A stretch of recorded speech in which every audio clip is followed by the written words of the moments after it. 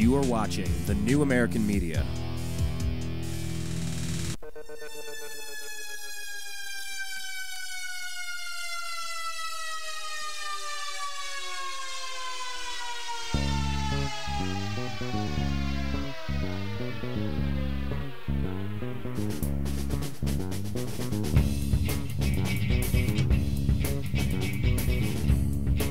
Live from the Milky Way galaxy, the solar system, planet Earth, the Northern Hemisphere, the United States of America, California, Los Angeles, broadcasting to you and everybody else. Thank you very much. My name is Brian Engelman. Welcome to the NewAmericanMedia.com's Agree to Disagree program. We have a special guest today. We're going to be talking with Dan Johnson, founder of P.A.N.D.A.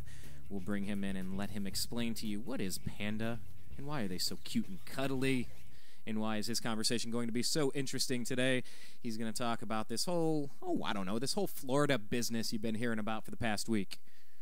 Which area? I don't know. We want to talk storm. We want to talk RNC. We want to talk all these wonderful speeches and how everybody is behind this one candidate because he's the new Messiah. Yeah, let's just get into it. Dan Johnson, welcome to the program. Good to have you back, sir. Thank you for having me on again. Well, let's just start from the beginning, and then we'll expand outward. Obviously, we brought you here today to talk to us about the happenings in Florida. But before we get to those things, can you tell us about P.A.N.D.A. a little bit? Yeah, I've been on your show a couple times, but P.A.N.D.A. is People Against the National Defense Authorization Act. And yes, it is spelled like the cute cuddly little bear because panda just sounds really weird. But P.A.N.D.A. is fighting the NDAA wherever we can. We're at about 70 chapters in 30 states now and rapidly expanding. We're going to be adding several more chapters. I would wager about 20 more chapters in the next week or so. We just put another chapter in Utica, New York yesterday. So we're a rapidly growing organization. We're fighting the NDAA. Now, most of you who've listened to Brian's program in the past, he harps on NDAA all the time. So I'm going to touch on it just briefly. It's for the first time in history, it allows the United States military to arrest an American citizen, not tell them why, not give them a trial, and hold them indefinitely, plus throwing out the entire Constitution and prosecuting someone under the law of war instead. What's not to like, Dan? Let's see. The court-martials. Where do you want me to start, Brian? Well, address the people that say, "Come on, that's not really happening. It can't be that bad. That can't be real. That's just one of those internet things that the crazies talk about. That's not real. It's not like President Obama would have signed that, or like John McCain would have helped write it or something. What do you say to those people?" Well, we have two wonderful resources for us, and they are the Government Printing Office and C-SPAN. C-SPAN, you can watch the entire debate on NDAA, both 2012 and 2013, and note that these congressmen, unless they're putting on a show, are actually debating a bill, which is still putting on a show, but with a little bit more serious consequences. And then the Government Printing Office has the bill right online for you to read, and section is 1021 and 1022. Which allow for the indefinite detention of American citizens without a charge, without a trial, and you can also look at any, or several, I should say, blogs and alternative media online that have reported on NDAA, including some well-known organizations like the ACLU, Amnesty International, and Oath Keepers. Okay. For the resources angle, your website one more time, where do they find this info? Yeah, that would be pandaunite.org. That's pandaunite.org, spelled like the cute cuddly bear, and then unite.org. Okay, so Dan Johnson of pandaunite.org. Let's kind of recap what the past week has been for you. You had been speaking with a few people that you knew who were going to participate in something in Florida, and you've been traveling, you've been speaking. Let's kind of set the scene and explain to people what you've been up to, because it's a pretty interesting story, and you had a bit of a behind the scenes on the site story to tell. So let's just get into it. Pick it up from the beginning. Yeah, it's been a really crazy week, and it really started with I got a call from Stuart Rhodes, founder of Oath Keepers, about a month ago, and he said, "Hey Dan, there was one of the things we talked about. He said, "Hey Dan, there's speakers down in Tampa. They don't really have a young guy like you. I'd like you to go down there." So my first thought was, how on earth am I going to get to Tampa? Who am I going to stay with in Tampa, Florida? Keeping in mind that I'm from Ohio. And what am I going to do down there? But I went, you know what? If there's a will, there's a way. And I said, go for it. I'm in. Long story short, about Thursday, I flew down to Tampa, Florida, and Friday morning spoke to Paul Fest in front of a good crowd, maybe half a K, about 500 people or so, 300, 500 people, and kind of explained NDAA and trying to rally the forces and rally the troops for the big, and it really is a big fight for liberty coming up, and that's the gist of what's been going on during my week. Well, let me ask you this, because you mentioned Stuart Rhodes of Oath Keepers, and he's been on the program before. We'll probably have him back on again. But for people that aren't quite familiar with what Oath Keepers are all about, we understand why you're opposing NDAA. Tell us some of the other angles of the people that are going to this Paul Fest, because you gotta, people that aren't there, they're wondering, is this an Occupy thing? Is this a Tea Party thing? Are these guys the good guys? Are they just looking for trouble? What's the motivation here? So I guess since Stuart is the one that kind of got you motivated, talk about his organization real quick and how that fits in with this whole debate. Well, I would look at the ongoing mental battle for liberty as almost straight out of the page of Sun Tzu's The Art of War. And you have to have informational centers, which is you have to have your alternative media, and you have to have your ground forces, which is like the Ron Paul Revolution, Libertarian Party, and things of the sort. And you also have to have your specialized forces, and under that category falls the Oath Keepers. Now, the Oath Keepers is very simple. When a person in law enforcement or firefighting or in current serving military takes an oath to support and uphold and defend the Constitution against all enemies, foreign and domestic, he must honor that oath over maybe an unconstitutional order. And Oath Keepers, as you know, Brian, was started out of the mess that became Katrina. Wait, let's hold up there, because that's an important point. This is called synchronicity, people. Katrina was about 7 years ago exactly, and we just had a hurricane roll in, and then it got downgraded to a tropical storm, but people are dying, things are flooding, there's a lot of damage, there's problems. It's like here we are 7 years later, and I'm still astonished that people don't have their evacuation plans down. For me, it's easy to say. I'm here on a fault line. I know that there could be an earthquake. I don't really know how to prepare for an earthquake other than, some of the basic components and making sure you have some water and some food and protection and all that stuff. But you're right. You ended up down there in Tampa as this hurricane / tropical storm was headed that way. And Oath Keepers was born. Tell the story, how they were born out of Hurricane Katrina. What started happening, quote unquote, because of emergency. Yeah, and obviously I do not want to speak for Stuart Rhodes. He is an amazing guy and has a great organization. But what I know about Oath Keepers and how they started, well, you have Hurricane Katrina roll in, and then FEMA does an absolutely horrible job of managing it. They don't let people out of the city. They don't let help into the city. And they try to do everything themselves. And I believe I've heard a person say before that the only thing the government does well is take your money. And that might be true. Well, in this case, the New Orleans police chief said that we will take all the guns. There will be no guns in this city. And you had the particularly poignant video of a grandmother showing that she had a revolver and being tackled by local SWAT and police officers. This was an example of what exactly was going on during Hurricane Katrina, and Oath Keepers was started out of the shock that a gun confiscation in mass could actually happen in America. Or at least an attempt. Or at least an attempt at gun confiscation, which was actually very successful in New Orleans. And that's something where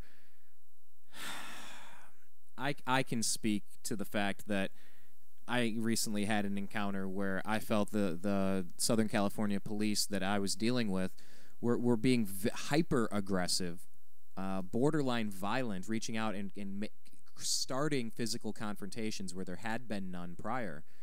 And we're seeing all these videos. The woman, that one nurse in Tahunga, California, I don't know if you saw that online, but she was handcuffed. She was slammed to the ground once. I guess she was swearing at the police officer. She got pulled over in some parking lot for the crime of talking on her cell phone while she was driving. And she started swearing, and she was handcuffed and she was thrown to the ground, then handcuffed. Then when they had her handcuffed up against the car, the one cop grabbed her and did a WWE-style flip hip check and smashed her face first in the concrete. And apparently afterward there was a fist bump between the two cops. And so she has brought this story to everybody's attention. We had Kelly Thomas, who got beat to death over in Fullerton, California, and these police officers are on trial for murder, as they should be. So, I mean, and then in Anaheim, people are protesting that there's too much aggression from the police force. So what do? They unleash the dogs, the attack dogs, on, I don't know, the elderly and a mother with her child in a stroller because they're protesting.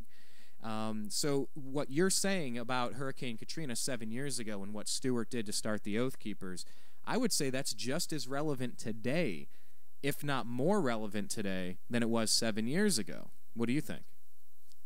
As far as the police brutality and the ongoing move toward that? Yeah, and the police doing things they're not supposed to be doing, whether it's physical altercations, murders, or gun confiscations, all things you're not allowed to do. Well, you can jump back to one of the rules of relationships here. That to attract someone that you want, become that person first. To attract those qualities, become those qualities. Well, when you introduce assault weapons and you introduce a much harsher training into a police academy or into a police force, and you introduce the ability to get away with crimes and the ability to get away with beatings and excessive uses of force, you attract the type of people who would like to exert their power over someone. Now, there are a lot of police officers, a great amount, who are oath keepers and who understand that they need to respect the populace and their job is to preserve the peace. However, when you create an environment like, for example, LAPD, when you create an environment where conning is encouraged and where beating is encouraged and where excessive use of force is not punished, you attract those type of people who want to use that excessive force. And I will say the good news is that the Tahunga, California police officer was instantly demoted, taken off the beat and demoted. I don't know why they weren't fired. So we're going to still keep an eye on it, but they were taken off the beat. They were demoted. The cop that killed Kelly Thomas in Fullerton a year ago, he's up for murder charges. So, I mean, these people are getting busted. It's not like they're getting away with it, but they are doing it. And there's absolutely no reason to escalate all of this. And I had my own personal confrontation. We can get into it some other point, but I witnessed it firsthand. It was very unnecessary. It was very provocative. It was very aggressive. It was very escalatory in nature, and I found the whole thing disconcerting, and it really hit close to home for me. That it just, this is 2 weeks ago, where it just got out of control. So, you had the situation 7 years ago where things got out of control, and police were actually taking orders to disarm people, and you can't do that. You have a Second Amendment right to just protect yourself. You can't go around injuring people, but you have a right to protect yourself. So, I guess that ties in with NDAA. Doesn't it? it does tie in with NDAA, and you have the full right, as you were saying, to protect yourself against such infringements on your liberty, because the basic principle of liberty is do no harm. You can do what you want with your life as long as you do not harm another person or infringe on their right to do what they would like with their lives. Huh. And So it's basically the absence of micromanagement. that's one way to put it, the absence of micromanagement. And micromanagement is not liked by the people who are being micromanaged, at least in America. So why has it gotten to this point, Dan? Because we're here. We're here right now, and it seems like everything, we're begging for scraps and asking permission. I had one of my buddies send me an Ayn Rand quote. To paraphrase, it says, you know what, I'm going to pull up the actual quote, but let me just ask you this, because you're not here to talk about that group necessarily, but it does tie in where we're being micromanaged, where we're losing sight of liberty and freedom, the ability to self-govern.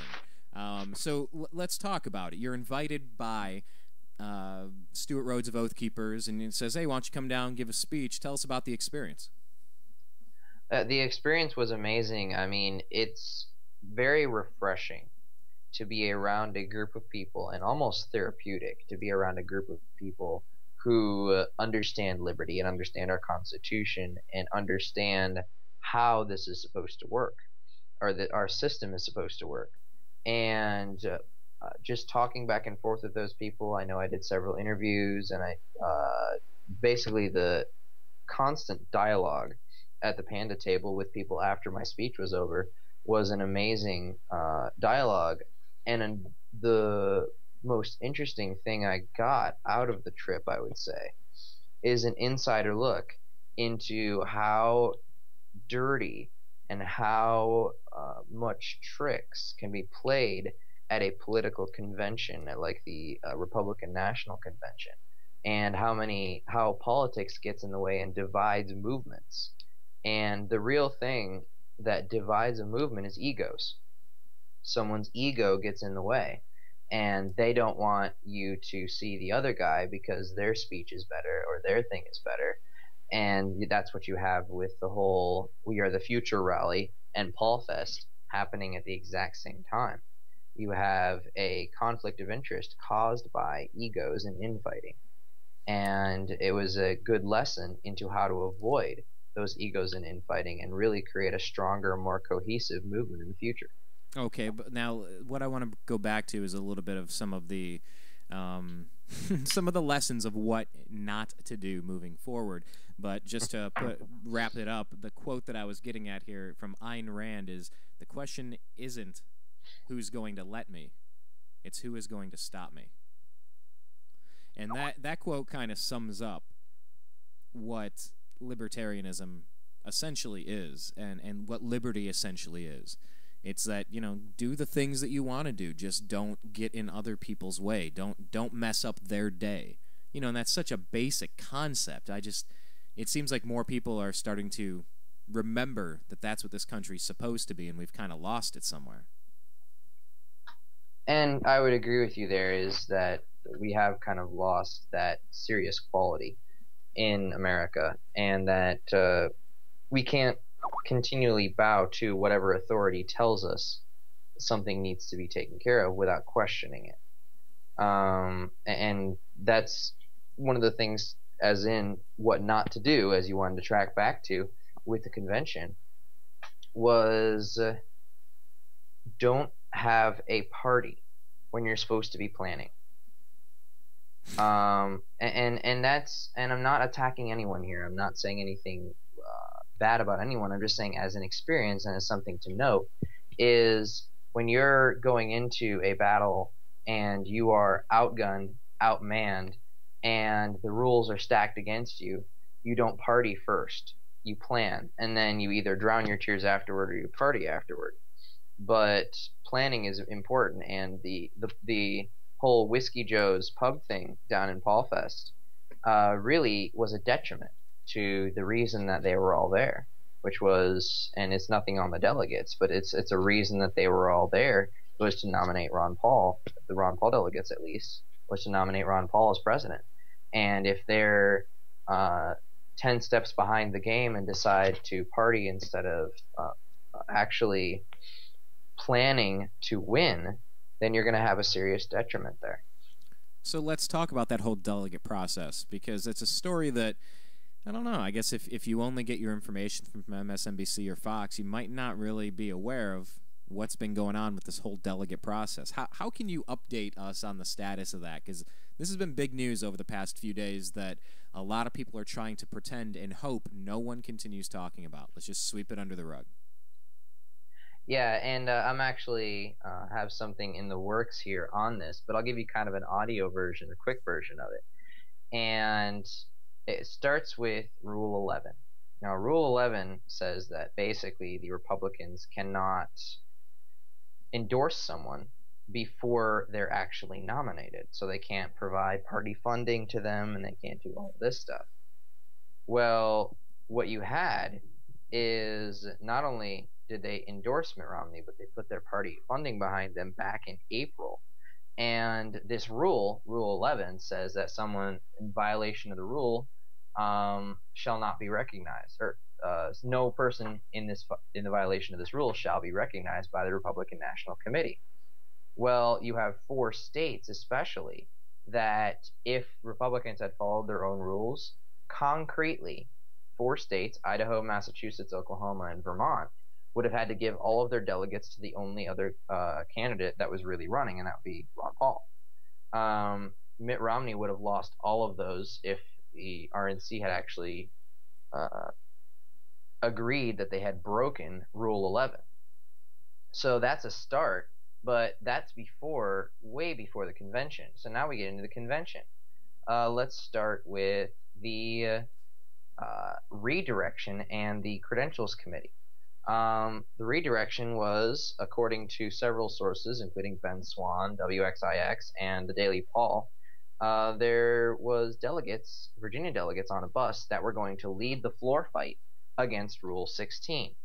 Now, Rule 16 is a rule that switches the Republican Party from a grassroots perspective to a completely and totally top-down centralized party, because it requires the delegate, it's almost pure democracy, it requires the delegate, if I'm not mistaken, to vote for whoever that the people in his district have wanted him to vote for. So basically he's bound. He is a bound delegate all the way through, which is straight up democracy or mob rule, not a republic, which is electing your best and brightest to go to the convention, but that's another story. So Virginia was going to lead this fight against Rule 16. However, magically, the Virginia bus driver got lost. Now, you can't take your own personal vehicles to this convention because the TSA is there. So you have to take a bus. Well, their bus driver got, quote unquote, lost and circled the convention a couple times. Well, guess what? By the time the Virginia delegation entered the convention floor, the fight was already over, and they had lost. Now, wow. While this fight was going on, you have a teleprompter in the background. Now, Boehner is the speaker, and there's a couple good reasons to put Boehner as the speaker at the RNC convention. Number one, to any layperson, it's like, oh God, he's the Speaker of the House. He must know exactly what he's talking about. He must know the rules. So you don't question him as much as you would a person of lesser status. And secondly, intimidation. You better follow the Republican leader. Well, Boehner is actually reading off of a script. There's a teleprompter in the background, and the teleprompter goes through. You can watch this on video. The teleprompter goes through. It's a vote. The teleprompter goes through. Okay, all in favor say aye, and you hear a bunch of people say aye. All in opposed say nay. You hear a bunch of people say nay. And next on the teleprompter script, it is the ayes have it. Now, this is a script. This is not, okay, which side had it. This is the ayes had it, regardless of whether it was 75-25. So they scripted this rule all the way through, which means that they couldn't get it through on regular means. So there was that. Another nice little thing, the deputy secretary of the convention was reading off which delegates were voting for Romney. and which delegates were voting for Ron Paul, or that they're supposed to. Well, the deputy secretary was only repeating who voted for Romney, not who voted for Ron Paul. And there's actually video online during Georgia's speech where the delegate chair comes up and states why they have delegates who voted for Mitt Romney and delegates who voted for Ron Paul. You have the chair say, okay, we have this many delegates that voted for Romney, next president of the United States, all the hula. And then when she goes to say, and we had 3 delegates who voted for, and you hear they turned the mic off on her. And they did this over and over and over and over again, so that the deputy secretary would only read off the delegates who wanted Mitt Romney. Wow. And it gets better. The Rules Committee, which decides, Rule 16, by the way, if there is anyone who wants grassroots change in the Republican Party, you can no longer get it in the Republican Party unless you get rid of Rule 16. Rule 16 stops any grassroots, any liberty activism whatsoever, and seals the party tight. So if you want to have reform in the Republican Party, you have to get rid of Rule 16. Well, the only way they could put Rule 16 in was to get it through the Rules Committee. Now, FreedomWorks just recently released a note that the Romney campaign removed 2 of the Rules Committee members from the Florida delegation who were most opposed to Rule 16. Also, curiously enough, the person on the Rules Committee who was most opposed to Rule 16 was on the bus that got lost with the Virginia delegates. Oh, some would say that sounds a little coordinated. Maybe slightly. That does sound just a tad bit coordinated.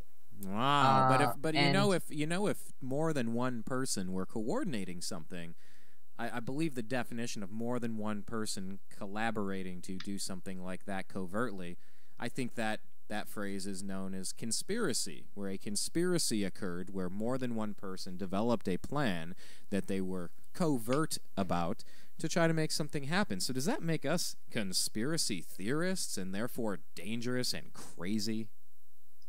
That would require there to also be a theory. So there is no theory here, and it is all fact, and you can look every piece of it up for yourself in transcripts and videos. Have you seen The Big Lebowski? Dan, have you seen The Big Lebowski? No. There's a line, and he says, yeah, well, that's just like, your opinion, man. And that's what people can say. They can say, well, that would require that is a theory and not a fact. And then they would just say, well, that's just, your opinion, man. Because the dude is super high, and that's how he responds to things, and everything just kind of works how it works. And people that want to say, oh, it's just a conspiracy, oh, that's wacky talk. The RNC would not change the rules in the middle of the game, like so many people accused Al Gore of trying to do during a recount, to do hanging chads and dimpled chads, and no, don't count the military ballots, no, let's throw out these votes from this county.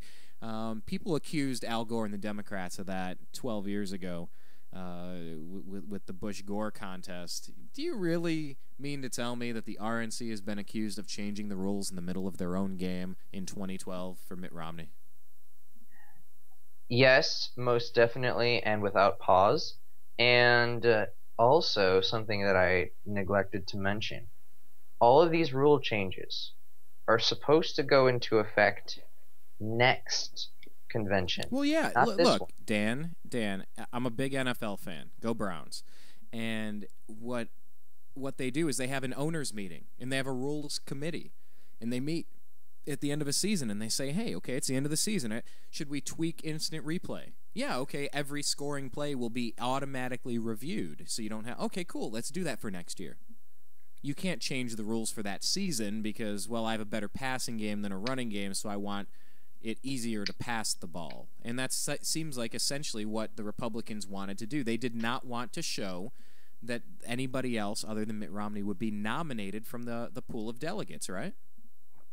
Well, they wanted to show, because a lot of Republicans know that without a unified front, Mitt Romney cannot beat Obama. And he's really not that strong of a candidate versus Obama in the first place. And if you look at you can just look at PolitiFact for that information. He has quite a few pants on fire lies in his political ads and campaigning. But not only that, but to put these rules in place immediately, they wanted to show a completely unified front. They got rid of the main delegation. They wanted to get rid of everyone who was not voting Mitt Romney, even if it was a convention of 10 people. And they wanted to show a unified front to the Republican Party, which unfortunately, because Ron Paulers have very, very, very loud voices, they were unable to do that without chance of Ron Paul and other things coming from the audience. So they somewhat failed at presenting a unified front to the Democratic Party, and for that reason, there's a very good chance that by disenfranchising about a quarter of the Republican Party, Paulites and Ron Paulers, Mitt Romney has cost himself the election. 10% to a quarter of the party. Yeah, because Ron Paul was consistently getting somewhere between 5 and 35%. Now, maybe that's between 8 and 12% specifically, or some people say it was a lot higher and there was a lot of manipulation of the vote. But, you know, you have a situation where you're right. They have alienated a lot of the people in the party, and I have a hard time looking at the Republicans with a straight face at this point. It seems so obvious that they're so desperate to keep this charade going. I just don't see how they think that people aren't going to be aware of all of this rampant fraud. I mean, I do a show with Blake Wally, a radio show with him on freedomizerradio.com, and he caught video of a guy handing out fake Ron Paul stuff, wearing a Ron Paul shirt, handing out a fake delegate sheet that had fake names on it because those names were actually Mitt Romney delegates. And he caught it on video. You went down there in person. You're getting the stories firsthand. We're watching the videos from people inside the convention center. This is not a united front. And correct me if I'm wrong, Dan, but my understanding here is that if Ron Paul and Ben Swann, you're right, Ben Swann has had some really good reporting on this if the facts check out. But isn't it true that as long as Ron Paul had a plurality of 5 states, he could be nominated from the floor? And if you had a plurality of 5 states, then you are entitled to have a speaking role at the convention, regardless of whether you fully endorse the candidate or not. You've earned it through the rules. Am I understanding that close to correct? Yes, you are understanding that more than just close to correct. You're understanding that exactly correct, which ties in to what we were just saying. When you change the rules, you are changing the rules for the next convention, not this one. When they first attempted to change the plurality from 5 to 15, there was one of the guys on the rule committee who thought that was absolutely positively ridiculous, and he wasn't even a Ron Pauler. He just thought that was showing their hand too much. And I'm not just bashing on Republicans. I'm really just exposing the corruption here. And I'm sure that something of the sort will happen at the Democratic convention. However, they don't have a Ron Paul running as a Democrat, so they don't have to go to as much lengths. But as far as the plurality question, you are definitely correct. He had 7 states. He was supposed to only need 5. He had 7 states nominate him for the presidency. And because they broke their own rules twice and changed the plurality to 8 just so Ron Paul couldn't – this was all done so Ron Paul could not get nominated. Because if he got nominated, it would scare the living crap out of every single person in the Republican establishment. So well, let me say this. Let me jump in here, because I don't say this with a lot of pride, but I will raise my hand and admit that I voted. I was, put it this way. Let me back up and walk you through my 3 elections. I campaigned for Ralph Nader at Bowling Green, where you're at right now, Bowling Green State University in Ohio. Thanks for pointing out my location to the NSA. Brother, if they don't know exactly where and when we are at all times, they're not doing their jobs. It sure feels like everybody in the United States is in a surveillance state of mind. Yeah, you're welcome, by the way. And you did not go to Florida then. You did not go to Tampa. And I'm definitely not there now. These are not the droids you're looking for. No, but anyway, I campaigned for Ralph Nader. I thought the two-party system was kind of a joke back in 2000. And then at the last week, I got won over. I said I'm voting for Bush. Then 9/11.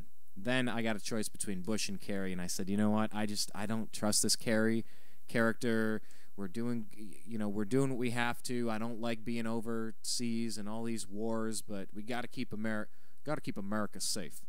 So fine, I voted against Kerry for Bush the second time, and then in the last election, I held my nose and voted John McCain. Dan, I don't think I can play this lesser of two evils game anymore. I don't think I have the stomach to do this. I think Barack Obama, by passing the NDAA, has disqualified himself for re-election in my eyes. You know, we want to get into Obamacare, we want to get into socialism and Marxism and his true intentions. We want to talk about everything from birth certificates to his mentors growing up and what's truly in his heart. Those are debates for another day. I think President Barack Obama passing the National Defense Authorization Act disqualifies him as in consideration for a vote in my book. But that doesn't mean I'm supporting Romney. And I think that it's a travesty how Ron Paul was treated in this process, because why would it have been so hard for him to get nominated? He gets up, says his 10, 15 minutes. He's written off like he has been over the past 8 months, and then they continue with their coronation of Mitt Romney. Isn't that exactly what would have happened? Wasn't all of this unnecessary? Not really. And because the fact that it was unnecessary, it was not unnecessary, which is why they went to such lengths. Because the real point is, if Ron Paul had been nominated, it may not have given Ron Paul the presidency, but it most definitely would have killed the Mitt Romney campaign, because people would have realized that this Ron Paul guy actually knows what he's talking about and actually has a following and actually has a chance to beat Obama, which is the only reason that I've ever heard. Now, there's probably other reasons, but it's the only reason I've ever heard from people who are very conservative and who are very, actually very mainstream Republican, because conservative is a good word in my book still. People who are very mainstream Republican, the only reason to vote Romney is because he's not Obama. Yeah, he is not, like you said, you hate chocolate. In a previous conversation, you were saying you hate chocolate. Okay, so therefore you love oatmeal raisin cookies. No, maybe not necessarily. You're not going to eat chocolate. It doesn't mean you love the other choice. It just means anyone but, the other candidate. I'll choose a corn muffin over a biscuit. I'll take pancakes over eggs. I don't know. You just make your choice, but it's not that you love the second option. It's just that you don't like the first. And it gives you a real idea on how close that a Mitt Romney presidency would be to a Barack Obama presidency. Because if he's going to pull all of these tricks in the public eye, directly in the national spotlight, you think he will refrain from detaining an American citizen because he doesn't like them? No. Think he'll refrain from killing an American citizen with a drone because they said something bad about Mitt Romney's hairstyle? No. So you looking at, and Barack Obama would, I'm pretty sure he would do both, except he doesn't have much of a hairstyle, so that's not much of a comment. But there's really not going to be a difference. That's a good point. He might have the least hairstyle since Eisenhower. Right? That's a good point. I haven't really thought. Ford. Was What Ford did total? Gerald Ford? I'm not sure what Gerald Ford. Was he totally bald? I mean, Eisenhower bald. You go back Gerald Ford had a little hair, I guess. a little bit. Anyway, we're getting clearly distracted by hairstyle. That was a strange segue. But, the point about Mitt Romney, though, is that if he's willing to do all this stuff in public, Mitt Romney, in one of the debates, he was asked point blank, do you support the National Defense Act? He said yes. Yeah, and he supports the National Defense Authorization Act. And the point there is he was not just asked, do you support the National Defense Authorization Act? He was asked specifically. Some say there's indefinite detention provisions in this act. Do you support that? And not only did he say he supported it, but he went on to say reasons why he approves of indefinite detention. Wow. I mean, what's not to love? Let me mention this real quick. U.S. Congressman Paul Ryan on his website. Oh God. There have been some concerns over provisions in this bill relating to the detention of Al-Qaeda terrorists. Some have talking about the NDAA, by the way. It says, some have argued that these provisions do not provide adequate protection for Americans and would allow the president to detain American citizens within the United States for an indefinite amount of time if he deems them a quote-unquote terrorist. This is not the case. This bill affirms the military's ability to lawfully detain individuals who are engaged in armed conflict with the United States and establishes new requirements for military custody in cases where foreign terrorists are caught in a plot to attack the United States. Respond to Paul Ryan, the vice presidential nominee. My first response would be stop talking like a politician and answer the question. Because the issue at hand is the detainee provisions in the National Defense Authorization Act. And first of all, looking at his website, you don't need 4 paragraphs to answer that. It's not that hard. Number 1, he says Al-Qaeda terrorists. But Al-Qaeda terrorists, he might be looking at the authorization for use of military force in 2001. Which did specifically mention Al-Qaeda terrorists who committed the 9/11 attacks or participated in them. Well, the NDAA, it doesn't matter if you're an Al-Qaeda terrorist. You can be anyone that the government deems a terrorist. And he also says here that this bill affirms the military's ability to lawfully detain individuals who are engaged in armed conflict with the United States. 2 points. Number 1, lawfully detain individuals. According to our Constitution, you cannot lawfully detain in military custody a U.S. citizen. There is no lawfully there. I think it was Marbury versus Madison. Any law that is unconstitutional is null and void from the beginning. So lawfully detaining, we don't do that to American citizens because detaining is military and arresting is civil. Okay, let me jump in right there because according to this DHS report, Department of Homeland Security, this is from way back in February 7th of 2012. This is according to a DHS report. The following are some of the beliefs and ideologies of American terrorists. Ready? IAC or START report? The new DHS report. I'm just reading this off of what we have pulled up here. This says, if you're fiercely nationalistic as opposed to universal and international in orientation. That's a little bizarre. Anti-global. Suspicious of centralized federal authority. Wow. Reverent of individual liberty. Believe in conspiracy theories. Are you getting this, everybody? Let's see at what point the finger could be pointed at everyone that we know. A belief that one's personal and or national way of life is under attack. Okay.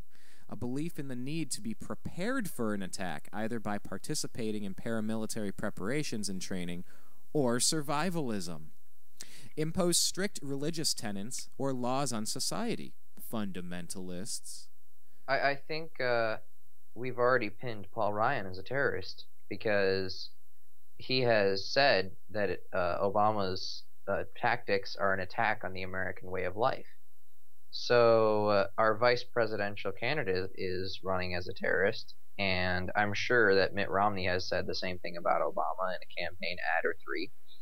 And so we have two potential terrorists running as candidates, and we have a terrorist in office because our president has supported Al-Qaeda in Syria, which means he should be, under his own law, arrested and jailed indefinitely. Or we could try the law and see if it holds water. And if it holds water in court, we'll find out that Paul Ryan wasn't speaking the truth, because it actually could detain the President of the United States under this law.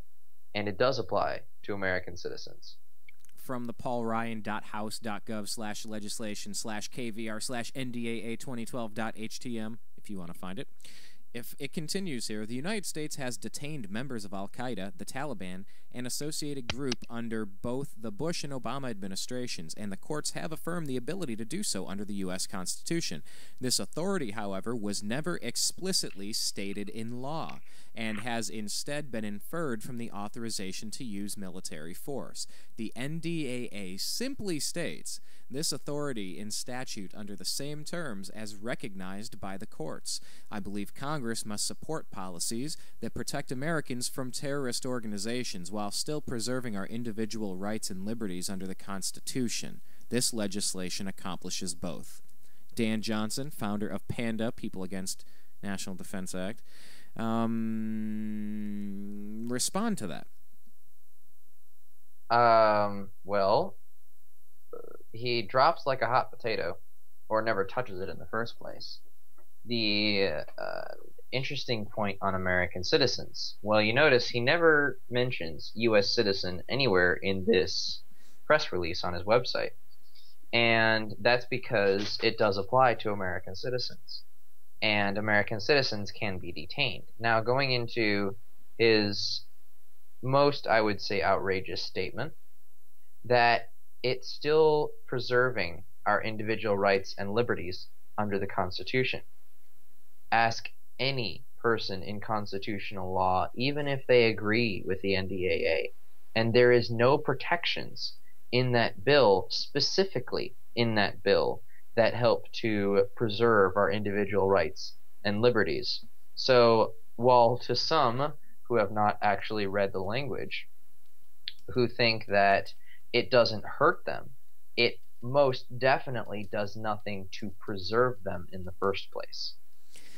Okay, well, you know, all that stuff aside, because that's our presidential nominee, if you are of the mind that when I say our, I am one of the Americans that have determined that Barack Obama should not be elected for a second term.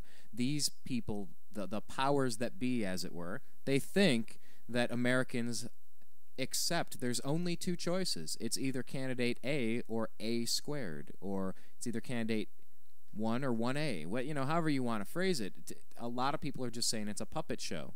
The same mind is controlling two puppets, left hand, right hand, Democrat, Republican.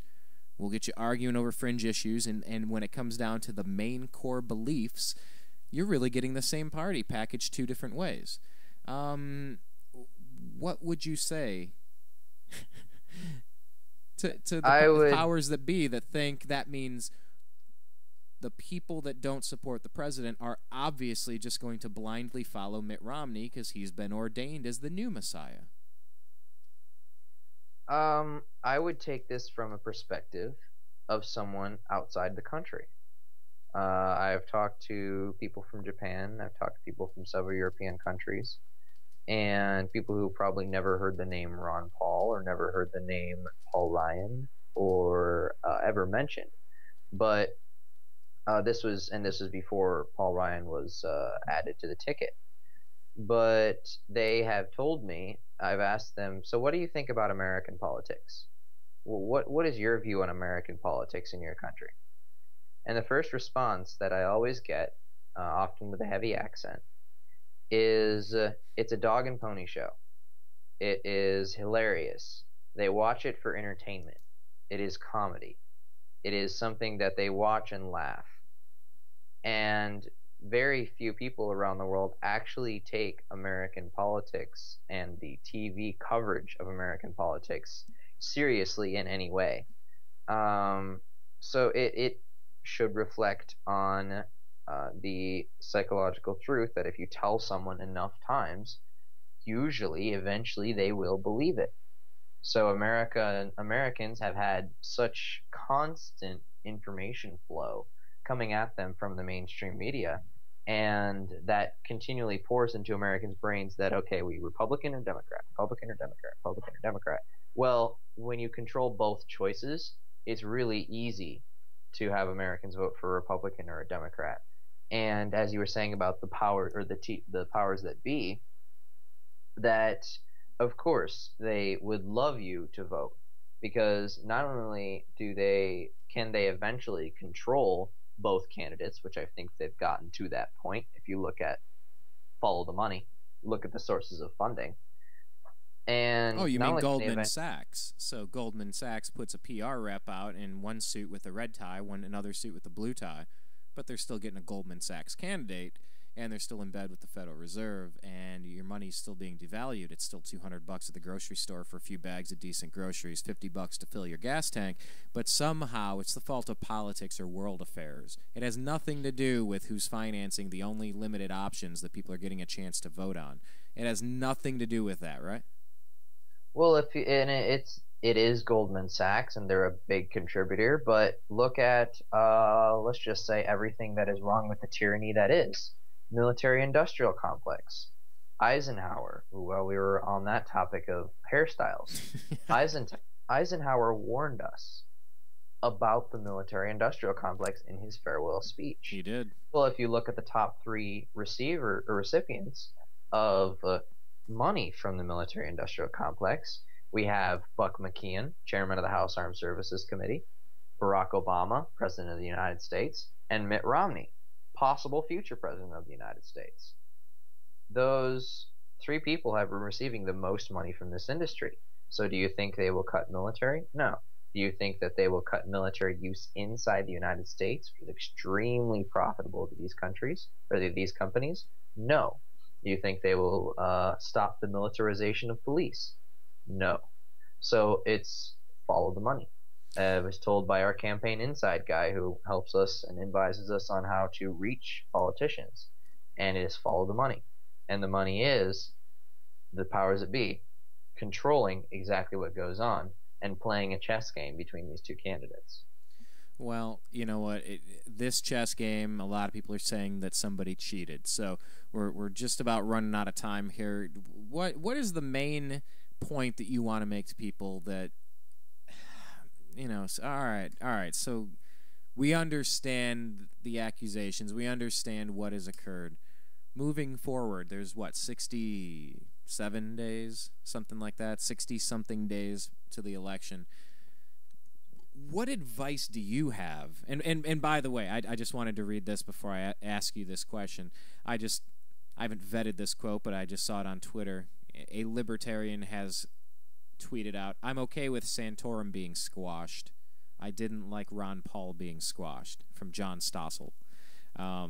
Don't know if he actually said that or not, but it's an interesting quote. What do you say to people that, okay, we got this now, what do we do in the next 66 days, and does it matter? I would say, as far as elections, this is a lost game as soon as Rule 16 was placed on the RNC floor. As far as if you were to think, and I do not condone violence in any way, shape, or form. We are a non-violent organization. I hate violence, because violence begets violence. Those who live by the sword die by the sword. And you have to look at this from a military strategy viewpoint. You need I'm very hesitant to say it, but I think you would need to put Obama back in office, if not just to awaken the Republicans and the conservatives and the American people as to how this guy really is, then when you put a raccoon in a cage and you run after it, it'll fight. But if you have the raccoon on open ground and it just sees you, it's not going to fight like a caged animal. So if you have Obama might lose, then that caged animal mentality might kick in, flips the switch, and everything goes to, you could say everything would go to hell. So it's a military strategy point. Buying yourself time would be putting Obama back in office and maintaining the status quo. Because if you shake things up, you could be on the wrong side of what happens when they're all shooken up. And this so president, what I would say to people, yeah, what I would say to people who are looking at, who do I vote for, and does it matter? Honestly, your vote in this election, after what I've seen, doesn't matter.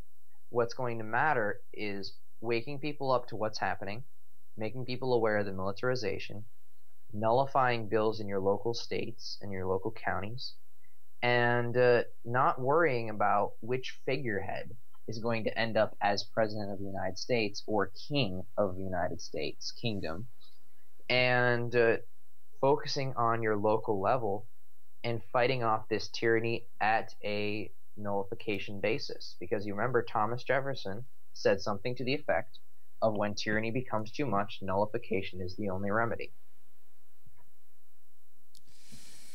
Well, the Republicans, I want to make this one last point. It really seems like the way that they changed the rules regarding the delegates, what the RNC did is they took Ron Paul's speaking role and gave it to an empty chair for Clint Eastwood to stammer and talk to and deliver a soliloquy to the empty chair where Ron Paul was supposed to be. And I find that to be kind of ridiculous. I liked what Clint Eastwood said, that we own this country. I think that's fair, that these politicians work for us. I like that. They are employees of ours, and when someone doesn't do the job, you just got to let them go. You know, that makes sense. But we're a couple of lines from a very old movie star worth trading the speaking role that Ron Paul, love him or hate him, back him or indifferent, he earned the right to speak, and he was silenced by a corrupt RNC. Do you have any thoughts on that? I think you put it real well. It was great to have a Clint Eastwood speak about taking back the country, but that empty chair, that was a slap in the face to everyone who poured their own money instead of relying on the Federal Reserve to fund their campaign, to put their own money into electing, and as I've said before, P.A.N.D.A is apolitical. But Ron Paul did oppose the NDAA immediately and put a bill against it in the House immediately as soon as he heard about the bill. But point being that I believe you put it very well. The empty chair was a slap in the face to every person that worked and saved and raised funds to get Ron Paul nominated at that convention, and I believe it was meant that way. Like, hiding in plain view, just slapping in plain sight.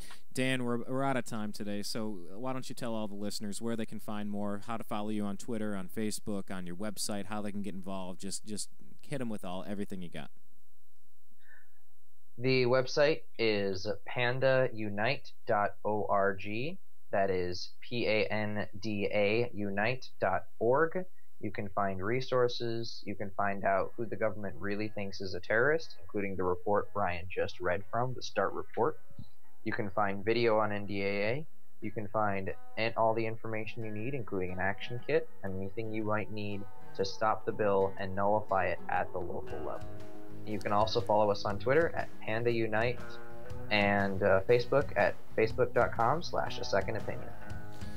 Dan Johnson from P.A.N.D.A, thanks for going down there to Florida and reporting back to us, because I swear if you just watched some of the major, quote-unquote, major news networks, I mean, you can call them dinosaur news networks if you will, but it's almost a story that didn't happen unless you're connected in this little but ever-growing liberty movement of people that are just declaring shenanigans and throwing in the towel on blind party allegiance. So thank you for going down there and providing us with your summation of what you saw. So, Dan, thank you very much. We do appreciate your time today. Thanks for having me. Talk to you later. That is Dan Johnson, P.A.N.D.A, People Against National Defense Act. Thank you very much for joining us today. My name is Brian Engelman. You're listening to thenewamericanmedia.com. This program is called Agree to Disagree. Follow us on Twitter at American_media_. Like our Facebook page and subscribe. YouTube.com/thenewamericanmedia. Tell your friends. We're just getting going here. Thank you much.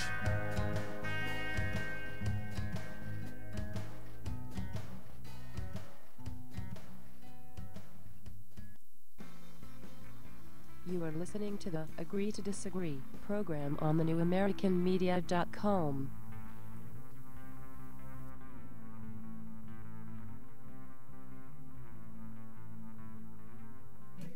Be sure that you go on to Facebook.com and do a quick search for The New American Media and like our page, because we like it when you do that.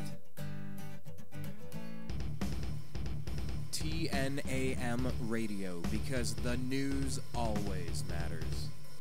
Hi, Brian from thenewamericanmedia.com.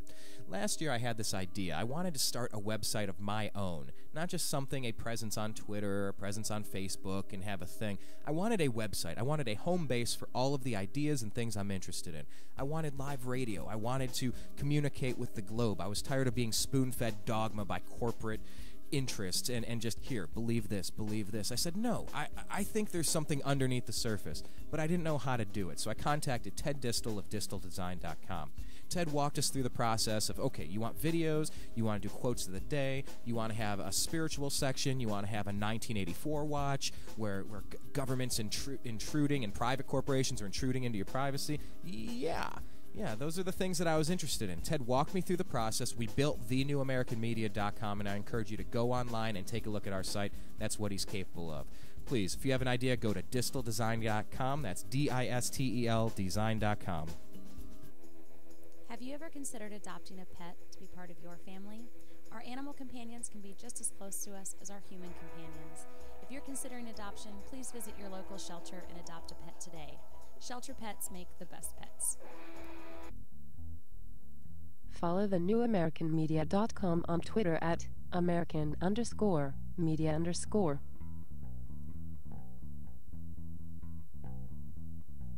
This is The New American Media.